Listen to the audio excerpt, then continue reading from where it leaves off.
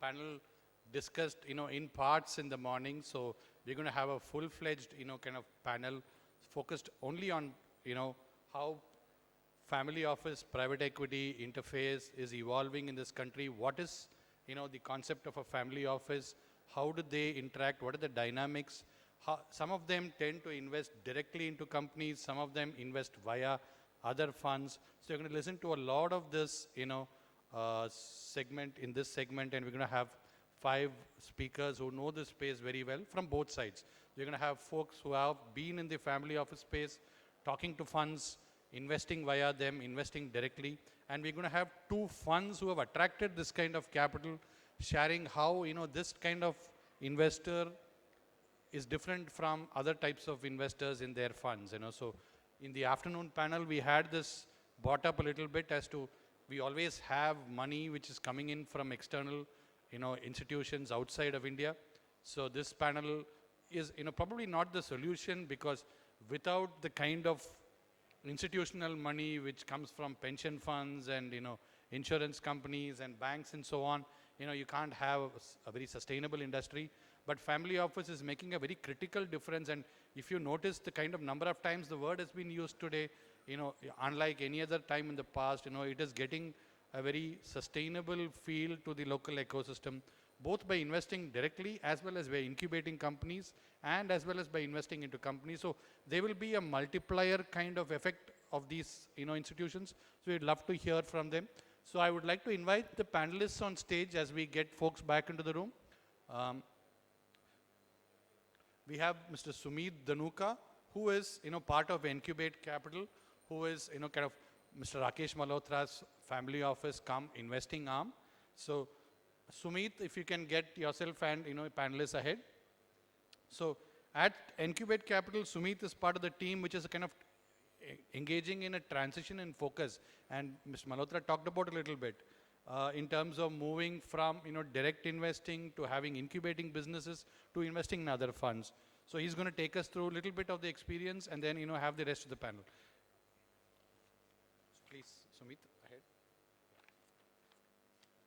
So then we have somebody who's kind of pioneered, the family office space, Benefer, who is with the Chief Investment Officer of Ray Global, the Patni family office.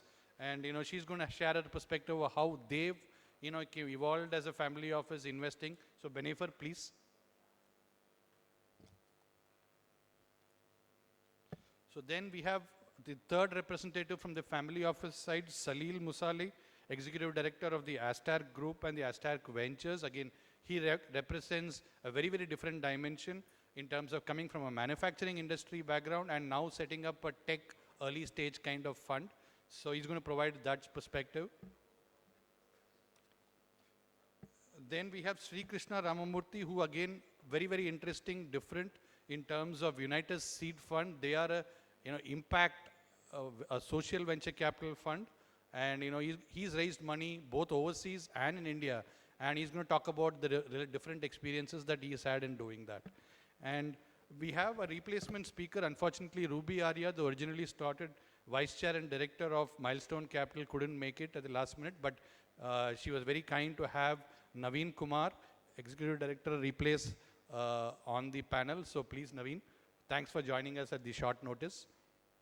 And, there was a question from the audience on, real estate segment. I understand a few of you are from the real estate segment. So he definitely represents a very pioneering real estate fund which has raised money from domestic HNIs.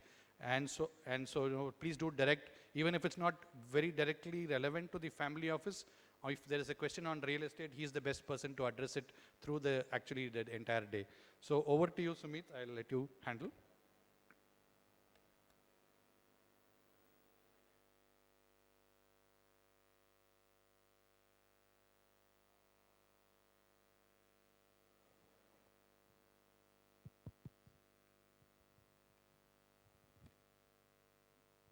Yeah, so I think this is, one of the toughest sessions to sort of handle after a longest sort of, lunch. And I hope we'll, we have a very diversified and a versatile panel around which will look at keeping you all engaged over the next hour or so. I think, the way things have gone through the first half of the day, it has beautifully sort of set the context for this family office and private equity discussion, because just before the lunch we were discussing about the domestic piece of domestic sources of funding to sort of evolve and mature in a much larger way to to sort of at least look at supplementing and competing with the likes of the other foreign giant funds sort of coming into and making headways into the Indian PVC ecosystem. So possibly I think through this next hour or so we will try to capture two flavors of it when it comes to family offices and the PVC linkage to that, in terms of how is it that family offices see this asset class per se more from the perspective of a different and a diversified asset class option in their overall fund deployment strategy. So that is one side of the story. Whereas on the other side, we from the side of say the Milestone and Shri from Unitas, their experiences on how is it that the family offices per se have responded to the exercise of fundraisings which possibly they continue to do, and how can this be improved to see that we can get a bigger deployment coming in from this space, from the family office allocations over the times to come to sort of make the story more balanced. So I think as far as Incubate is concerned, you've had a chance to have a glimpse of what we do in the keynote address given by Mr. Malhotra earlier in the day. I would not want to repeat that, possibly just happy to share our experiences through this time span. I'll quickly sort of possibly request, Benifer to share, their experiences as a family office to start with in terms of looking at this asset class, and then possibly take it forward from there. Hi, good afternoon, everyone. I just start by saying that, so I head the family office for the Patni Group, and they have been pioneers in the IT space. I think today, most of the Economic Times headlines speak of all the newer ventures, which I think quite got pioneered by this family in some form or the other. So it's a great association. I would just like to say what we have, I would just like to, kind of throw some light on what all we have been doing in the past couple of years. Overall, I think they encashed in somewhere in 2000, the company was sold off in 2010 odd, and they sold off the stake to iGate, post which naturally we ventured into varied businesses. One of the first and primary ideas was setting up a fund to fund entrepreneurs in this space. So Mr. Patni set up a fund called Nirvana Venture Advisors. Some of you might be aware of them. It's headed by my co-head called Rajan. Rajan heads the piece for us. I take care of the family office piece for them. So the way it is that Nirvana was conceptualized and got into very early stage of investing when this whole piece has actually panned out after the next 5 years that we've been invested in varied companies. That fund has a per se mandate to look at the tech and mobile space. Since the last 3 years that I've been with them, we institutionalized Ray into a brand.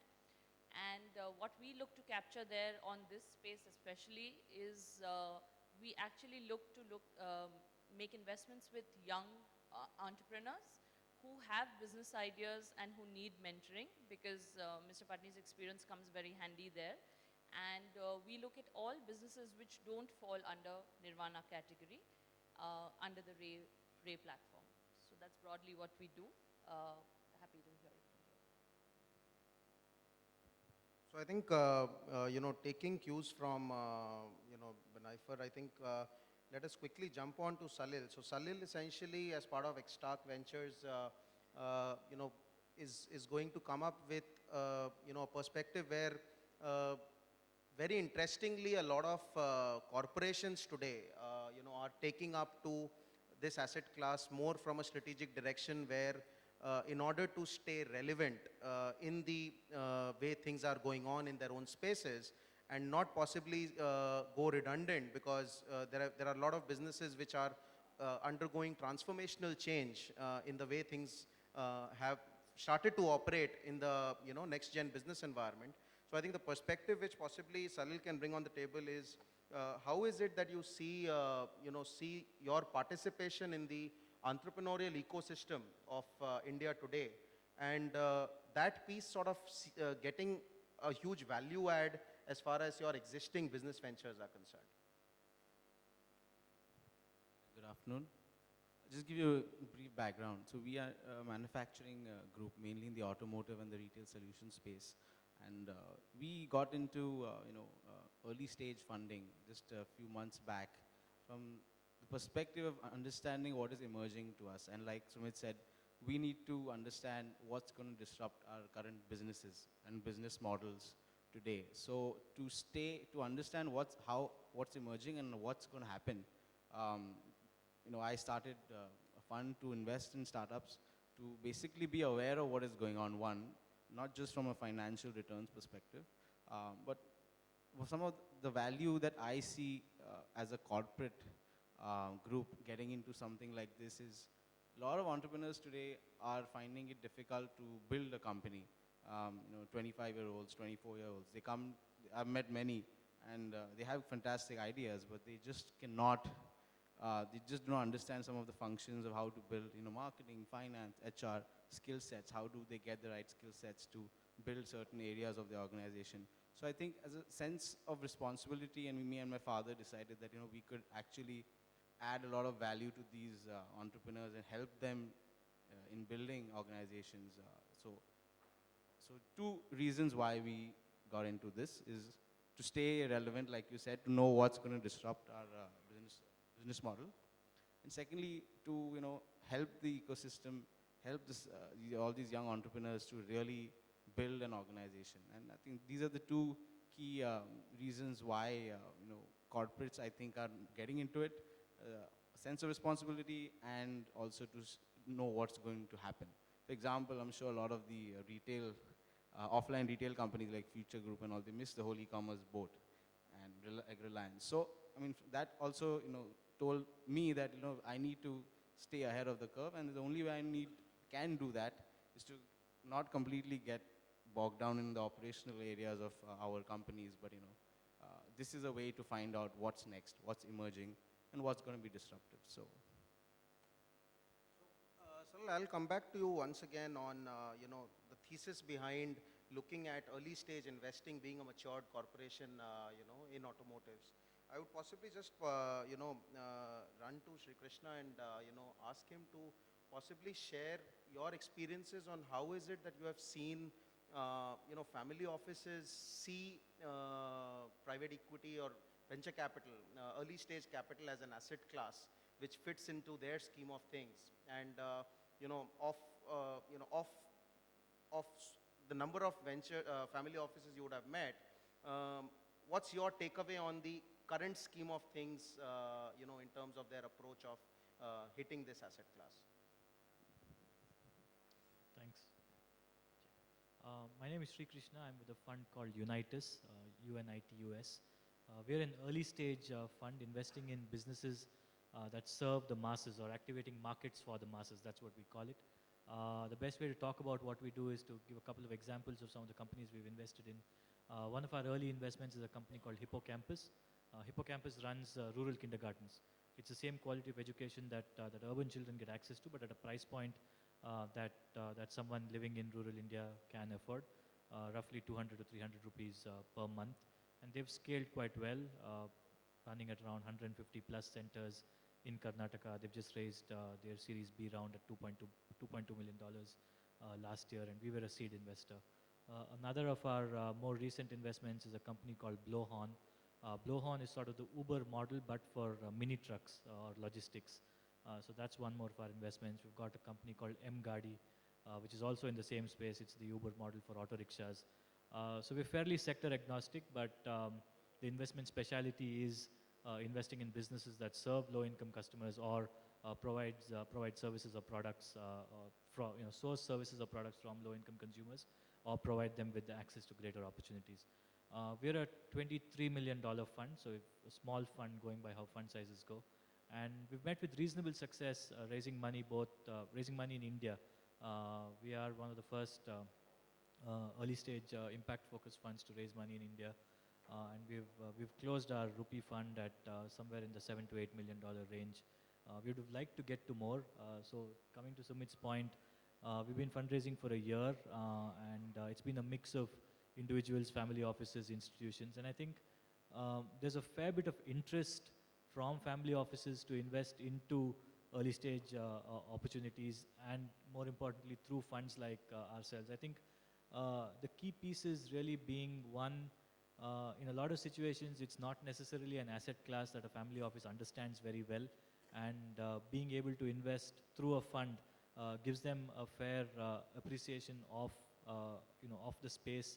And what it also lets family offices then do is where opportunities get more interesting once they've been seed funded, then you could co-invest with a fund that you've already invested in. And I think that's a standard approach that a lot of fund managers do, where you offer your own LPs with special rights to co-invest once a company gets to a certain stage or scale.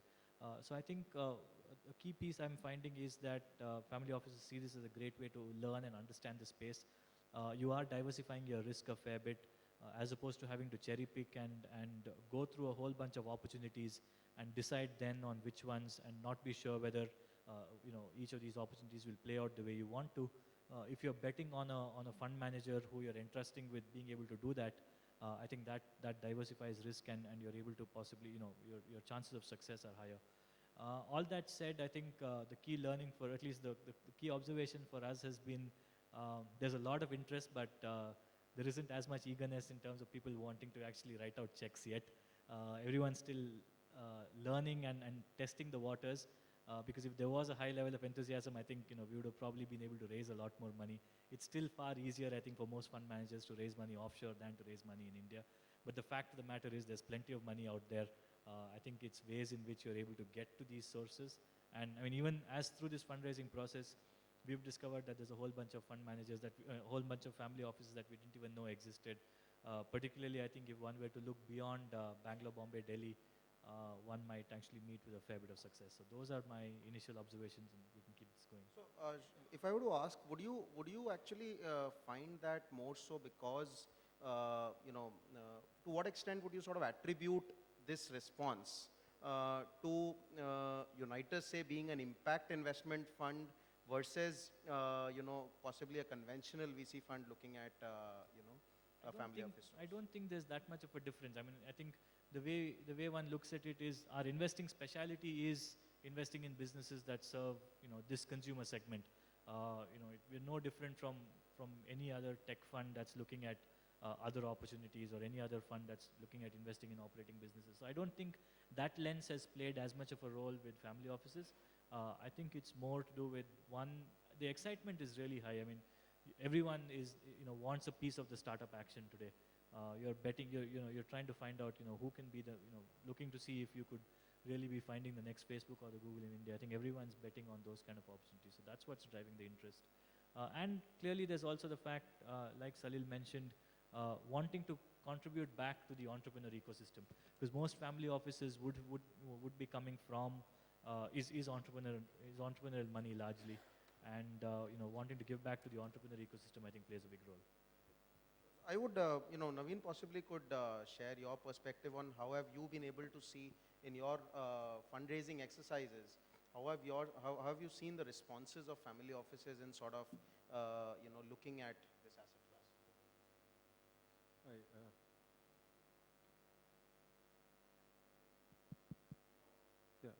am I audible? Yeah. Good afternoon.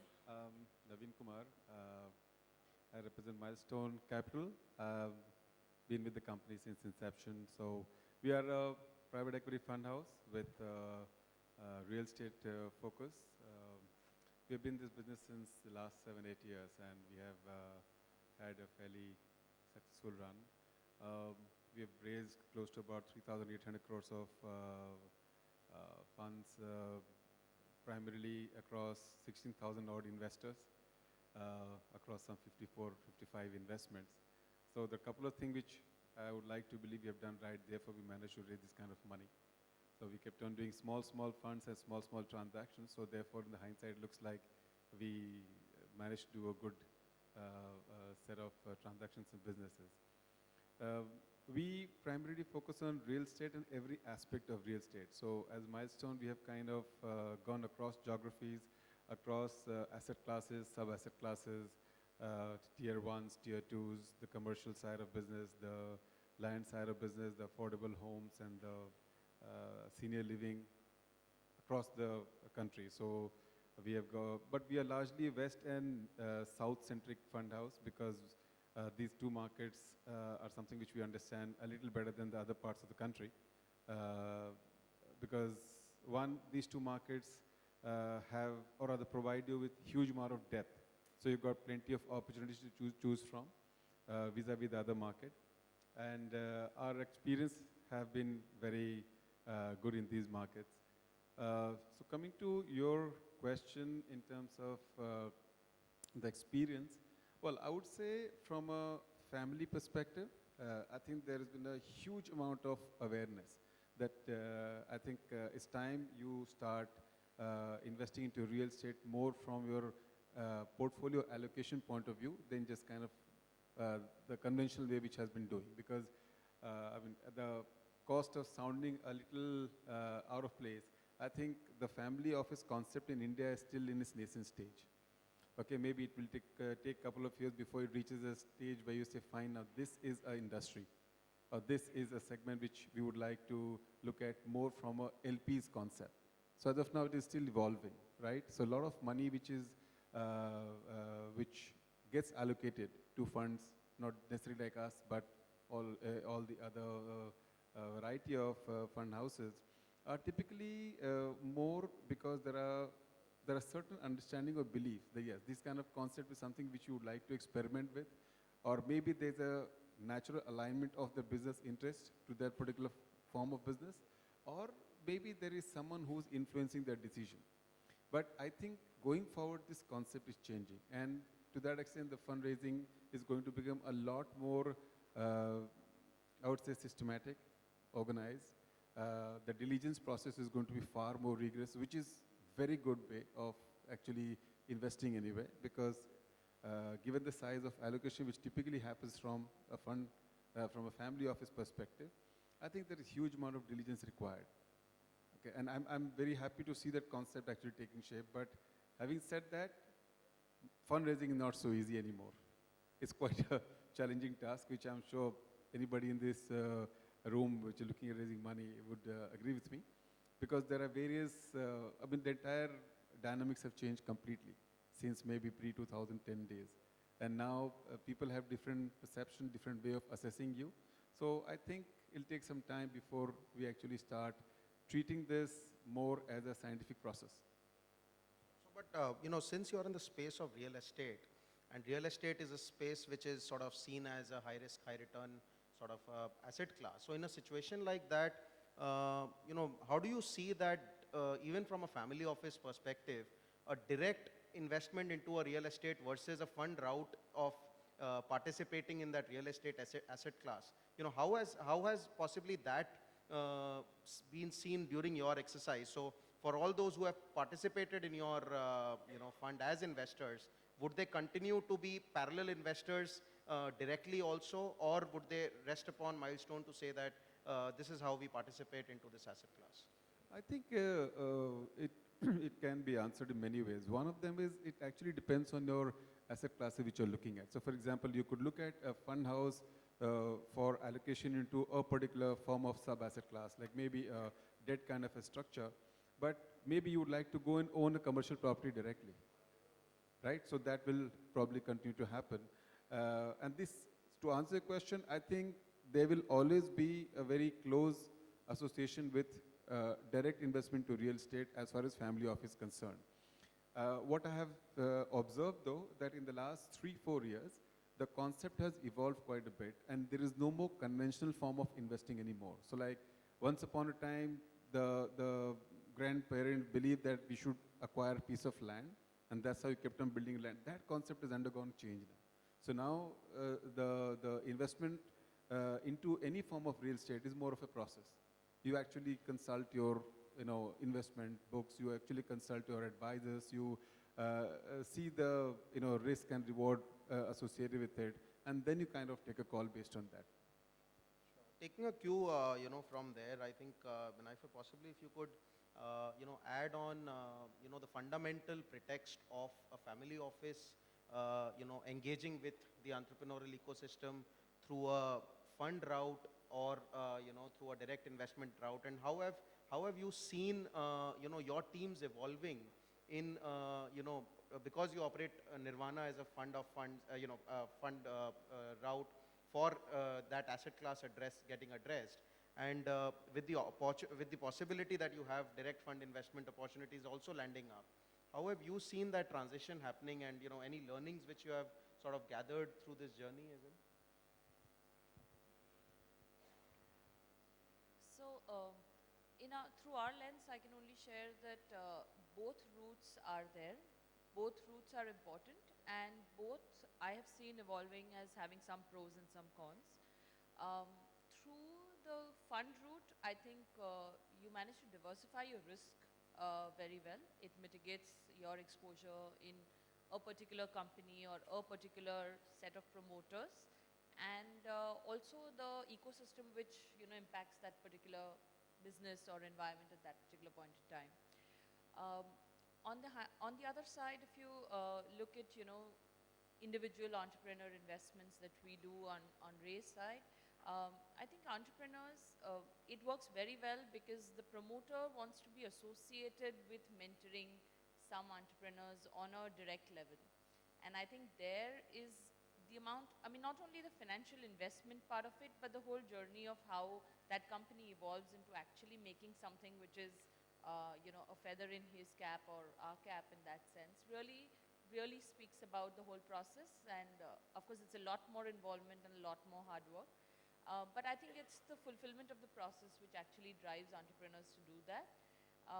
And like Salil actually mentioned earlier, it keeps you in touch with the key things or the momentum things which are happening around you, which help you, tap the pulse much earlier than it catches like a rage of, like a fire kind of thing. So, in that process, Salil, I would want to therefore understand from you that, because the context in which you engage with the entrepreneurial ecosystem is more driven towards a strategic consideration, than possibly merely a financial return expectation. So therefore, have you all thought around, again, directly participating, because access to deal flow is again not an easy exercise, because you are running your own ventures in terms of the corporations, and then being able to come into something which is completely new, access to deal flow may be a huge issue. And then as you participate in the journey of the entrepreneurs, walking with the entrepreneur, possibly even exits may be a challenge, unless you are able to fold them into your own ventures. So therefore, have you, in terms of your strategy of engagement, how do you see that? As in, if you had an option to say that you have funds who focus on auto and auto-allied sectors, would you look at putting money into the funds and then going through them to get into the ventures, or still possibly go down the direct route? Sumit, we would do both, because as a portfolio, we would also invest in a fund of funds that focuses on certain sectors that are strategic to us. But that's from a financial perspective. But from a strategic perspective, I mean, a lot of companies that come to us are from the retail automotive space. So some technology in automotive, in our technology of printing, perhaps. So there's 3D printing, there's screen printing. So in retail, for example, there's a lot of strategic interest that we see in analytics, because we provide a lot of retail products and solutions to brands, and the constant need for them is analytics. So that's a natural progression into getting into retail analytics. So it's a mix. It's a mix of both. And so yes, from an exit perspective, we look at companies that possibly we could get into our fold as well, acquire in the future. But if not, then we have to go the normal way of trying to find strategic people from same industry you could acquire. So I think, giving this a sort of a different direction, Shri Krishna, we had an earlier, during the day, we had a question where the piece was, how would from an entrepreneur's perspective, how would an entrepreneur look at a family office versus a VC